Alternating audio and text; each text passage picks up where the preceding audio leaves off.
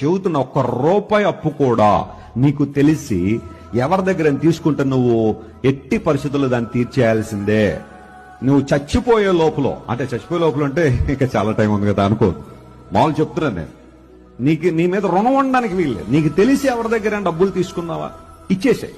కొన్ని సందర్భాల్లో ఉన్న డబ్బులు తీసుకున్న తర్వాత వాళ్ళు మర్చిపోయి ఉండొచ్చా, అమ్మయ్య అడగట్లేదు కదా, మర్చిపోయారు, అల్జైమర్స్ ఏమైనా వచ్చేసిందే వాళ్ళకి, థ్యాంక్ గాడ్ అనకో.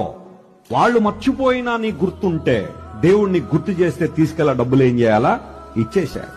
ఒకవేళ నువ్వు తల్లిదండ్రుల డబ్బులు తీసుకున్నావు, వాళ్ళు ఏదో కారణాన్ని బట్టి చనిపోయారు, ఆ పిల్లలకి ఆ డబ్బులు ఎగ్గొట్టయిద్దో, ఆ తల్లిదండ్రుల దగ్గర తీసుకున్న డబ్బులు ఆ పిల్లలకు బట్టుకెళ్ళి ఇచ్చాయి. బాబో మీ నాన్నగారు నేను డబ్బులు అప్పున్నాను, ఆయన ఎలాగూ లేదు తీసుకోవడానికి, మీరు తీసుకోండి అని ఇచ్చేసే గాని ఆయన చచ్చిపోయాడు కదా ఇంకేముందిలే తారుమారు అయిపోయింది కదా ఇంకెవరు అడిగేవాళ్ళు లేడు కదా అనద్దు. దేవుడు ఏదో ఒక రూపంలో నీ దగ్గర ఎప్పుడొకప్పుడు వసూలు చేస్తాడు దాన్ని. ఆయన వసూలు చేస్తే చాలా ఎక్కువ వడ్డీ కట్టాల్సి వస్తుందిలో.